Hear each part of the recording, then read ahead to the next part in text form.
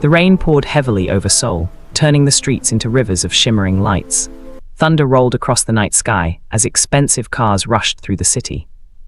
Hidden among the towering buildings was a small flower shop called Zara's Garden, its sign painted with hibiscus flowers curling around the letters, a quiet nod to the home Zara had left behind. Inside, a young black woman carefully arranged fresh lilies before closing for the evening. She had lived in South Korea for 6 years now, ever since a design scholarship brought her to Seoul and never quite let her go. Her Korean was fluent, seasoned with the accent of someone who had learned it the hard way, through late nights, mistakes, and stubborn practice. Every customer knew her for one thing: she never turned away anyone who needed help. Just as Zara reached for the light switch, a deafening crash echoed outside. She hurried to the window and froze. A black luxury sedan had slammed into a guardrail. Smoke rose from the engine while rain soaked the damaged vehicle. Before she could think twice, the driver's door slowly opened. A tall man stepped out. His white shirt was stained with blood. He staggered forward, taking only a few steps before collapsing onto the wet pavement. Zara grabbed an umbrella and ran into the storm. "Sir, can you hear me?" The man slowly opened his eyes. His breathing was weak. "Please," he whispered, "don't let them find me." Before Zara could ask another question, he lost consciousness. She looked around the empty street. There was no ambulance, no police, only the sound of rain. With all her strength, she dragged the unconscious stranger into her flower shop and locked the door behind her. She cleaned the blood from his forehead and discovered a deep cut near the back of his head. She immediately called an emergency clinic, and after treating his wounds, the doctor sighed. "Physically, he'll recover." "What about the head injury?" Zara asked. The doctor frowned. "He suffered a serious blow. There's a chance he'll lose his memory for some time." The following morning, the stranger finally woke up. He looked around the unfamiliar room with confusion. "Where am I?" "You're safe," Zara answered gently. He touched the bandage on his head. "My name." He stopped. No matter how hard he tried, he couldn't remember. Panic filled his face. "I don't know who I am." Zara felt sorry for him. "It's okay, don't force yourself." For several minutes, he remained silent before asking the question that broke her heart. "If I don't know who I am, what should people call me?" Zara looked at the flowers beside his bed, then she smiled. "Until you remember, I'll call you Hyun." The stranger smiled faintly. "Hyun, I like that." Neither of them knew that his real name was Bai Hyun, the eldest son of the powerful Bai family and the future chairman of the Bai Group. At that very moment, inside the magnificent Bai family mansion, the atmosphere was completely different. Chairman Bai Sheng stood at the head of a long conference table. Dozens of bodyguards bowed before him. "Has anyone found my son?" "No, Chairman."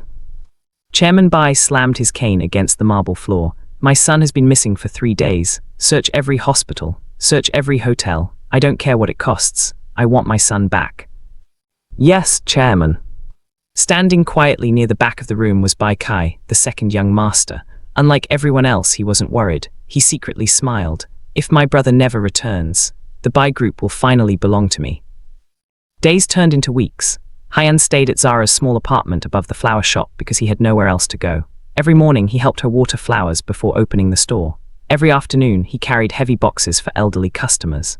Every evening they shared simple meals together, sometimes her jollof rice, sometimes his instinctive, oddly precise attempts at Korean side dishes, as though his hands remembered recipes his mind could not place. Although he had forgotten everything about his past, he naturally behaved like someone raised in wealth and discipline. He spoke politely. He kept everything perfectly organized. He instinctively protected Zara whenever strangers acted suspiciously. One afternoon, 3 drunken men entered the flower shop. "We're not buying flowers," one of them laughed. "We came to see the beautiful owner." Zara immediately felt uncomfortable. "Gentlemen, please leave." Instead, the men moved closer. One reached for a strand of her braids, sneering, "Where are you really from, HM?" Zara's spine straightened. She had heard that question, and worse, enough times in 6 years to know exactly how to hold her ground. Calmly, she reached for the pruning shears on the counter, not raising them, just letting her hand rest near them. "I said leave. I won't say it a third time." Before the man could respond, Hyun calmly stepped in front of her anyway. "I believe she asked you to leave." The tallest man laughed. "And who are you?" Hyun simply looked into his eyes. "I won't repeat myself." The drunk swung his fist. Within seconds, Hyun grabbed his wrist, twisted it. The man cried out in pain. The other two rushed forward. No one understood how it happened. 3 seconds later, all 3 men were lying on the floor, groaning in pain. Zara stared at him in disbelief. You said you couldn't remember anything. Hyun looked at his own hands. I don't, but somehow, my body remembers how to fight.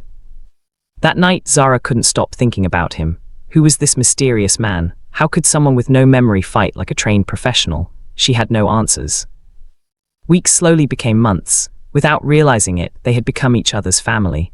One evening, after closing the flower shop, they walked along the Han River. Cherry blossoms drifted through the cool spring air. Hyun suddenly stopped walking. Zara. She turned toward him. Yes. If I never remember my past, would you still stay by my side? She smiled warmly. I don't care who you were. I only care about the man standing in front of me. For the first time since losing his memory, Hyun felt complete. He gently held her hand. Then, I don't ever want to lose you. Tears filled Zara's eyes as she nodded. That night, under the glowing city lights, they kissed. Neither of them noticed the black luxury car parked across the street. Inside sat one of Chairman Bai's loyal bodyguards. He slowly lowered his camera after taking several photographs. He immediately picked up his phone. Chairman, we've found young Master Bai. The bodyguard looked once more at Hyun and Zara walking hand in hand beneath the cherry blossoms. There is one more thing. It seems, young Master Bai has fallen in love. The news reached the Bai family mansion before sunrise. Chairman Bai Sheng stared silently at the photographs spread across his desk. Every picture showed the same scene, Bai Hyun smiling beside Zara, helping her arrange flowers, laughing with her at a small food stall, and holding her hand beneath the cherry blossoms. The chairman's face darkened. So, my son is alive. A bodyguard bowed respectfully. Yes, Chairman. And the woman? She owns a small flower shop. Her name is Zara, Nigerian. She's lived in Seoul for 6 years. Chairman Bai's jaw tightened. A foreigner. He said it the way some men say a diagnosis, as though it explained everything he needed to know and nothing he was willing to learn. She must never become part of the Bai family. Yes, Chairman. The next afternoon, Zara was arranging fresh roses while Hyun swept the floor outside the shop. Several black luxury cars suddenly stopped in front of the store. Dozens of bodyguards stepped out, forming 2 lines. The street fell silent. A tall elderly man slowly emerged from the center vehicle. Everyone lowered their heads. Chairman Bai. Hyun looked at the stranger. For reasons he couldn't explain, his heart began racing. Chairman Bai walked toward him. Hyun. The moment their eyes met, a sharp pain shot through Hyun's head. Flashes of memories flooded his mind. Board meetings, luxury mansions, bodyguards, his father's voice, the Bai Group, his own name. He staggered backwards. I am Bai Hyun. He collapsed to his knees as every lost memory returned at once. Zara rushed to help him. Hyun. He looked at her, but before he could speak, Chairman Bai ordered the bodyguards, take my son home. No, Zara cried, stepping directly between Hyun and the bodyguards, refusing to move even as they closed in. He isn't well. You will not just take him from this street like he's cargo. For a moment, the chairman actually paused. No one spoke to him that way, but 2 bodyguards gently pulled her aside anyway. Hyun stretched out his hand toward her. Zara. Before he could reach her, another wave of pain overwhelmed him, and he lost consciousness. The convoy disappeared, leaving Zara standing alone in the middle of the street. For the first time in months, the flower shop felt empty. 3 days later, Bai Hyun finally woke up inside the Bai family mansion. His memories had completely returned. He remembered the accident. He remembered that someone had tampered with his brakes. He remembered running from the men trying to kill him. And most of all, he remembered Zara. He immediately got out of bed. I have to see her. Chairman Bai entered the room. No. Bai Hyun frowned. Father. Chairman Bai placed a file on the table. Inside were photographs of Zara. Some showed her walking home. Others showed men secretly watching her flower shop. Bai Hyun's expression changed. What is this? Chairman Bai spoke coldly. The people who tried to kill you are still out there. They failed once. They won't fail again. If they discover that woman means something to you, they will use her. Bai Hyun clenched his fists. What are you saying? Chairman Bai looked directly into his son's eyes. If you truly want her to live, you must erase yourself from her life. Bai Hyun remained silent. She will hate me. Chairman Bai nodded, better hatred than attending her funeral. Then he added quieter, almost reluctant, there is one more thing that will help. Sophia Morgan's family owes ours a debt from the Busan shipping deal. I have asked her to publicly pose as your fiancé for a short time, enough to convince whoever is watching that the flower shop woman was nothing. She is aware. She is being paid. She is not your problem to worry about. Tears filled Bai Hyun's eyes. He had finally found the woman he loved. Now he was being asked to destroy her heart to keep her alive, using a stranger's face to do it.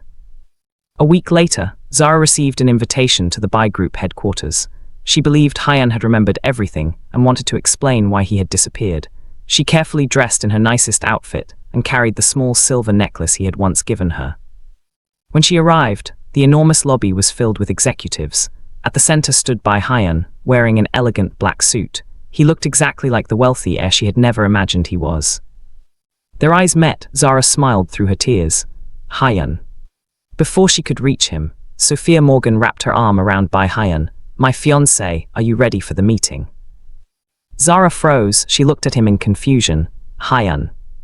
Bai Hyun's heart shattered. Every part of him wanted to run to Zara, to hold her, to tell her the truth. Instead, he remembered the photographs. He remembered the danger surrounding her. He forced himself to speak the cruelest words of his life. I'm sorry, I think you've mistaken me for someone else. The necklace slipped from Zara's trembling hands. It hit the marble floor with a soft clink. Her voice shook. You don't know me. Bai Hyun looked away. I've never met you. Those words pierced Zara's heart more deeply than any knife ever could.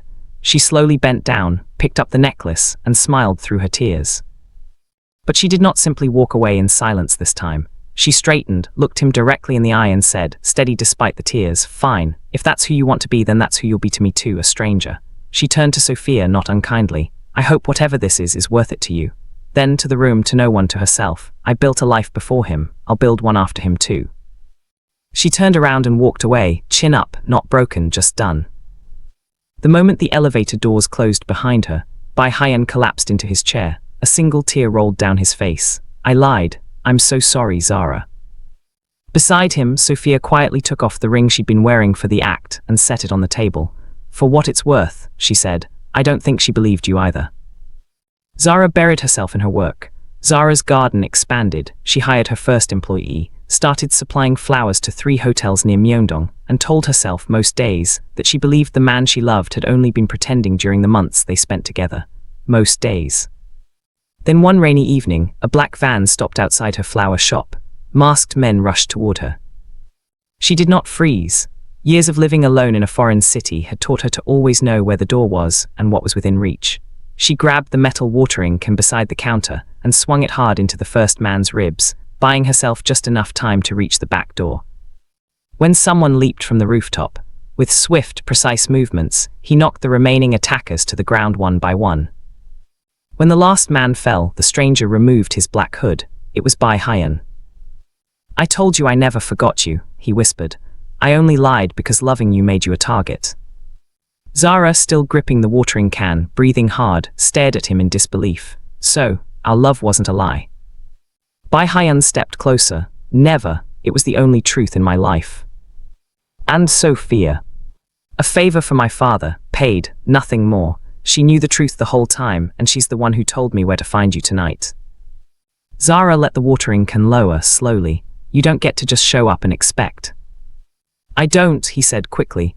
I know I don't. I'm not asking you to forgive me tonight. I'm asking you to let me start earning it. At that moment, Chairman Bai and dozens of bodyguards arrived. The chairman looked at Zara for a long moment, at the watering can still in her hand, at the men groaning on the wet pavement, at the way she'd been ready to fight before his son ever arrived. Something in his expression shifted. Then he turned to his son. I spent my life believing power was the greatest thing a man could protect. He sighed deeply, but after watching my son risk everything for her, and watching her stand and fight before he ever got here, I finally understand. Love is not a weakness. It is the reason a man becomes strong. Chairman Bai walked toward Zara. For the first time, he bowed his head slightly. Miss Zara, I judged you before I knew you. Will you forgive this old man? Tears filled Zara's eyes. She smiled gently, but she didn't answer right away. Only if you promise never to make your son choose between his family and the woman he loves again. And only if you mean it, not because it's convenient tonight, but every day after. Chairman Bai nodded, solemn, I promise. Months later, the Bai family mansion was filled with flowers, every arrangement personally made by Zara, hibiscus woven in among the traditional Korean blossoms, a small quiet detail that made the chairman smile every time he noticed it. Bai Hyun stood beside her, holding her hand as family and friends gathered to celebrate their wedding. Looking into her eyes, he smiled. The day I lost my memory, I thought I had lost everything, but in truth, that was the day I found the greatest gift of my life. Zara squeezed his hand and smiled back, and this time, no lie will ever come between us again.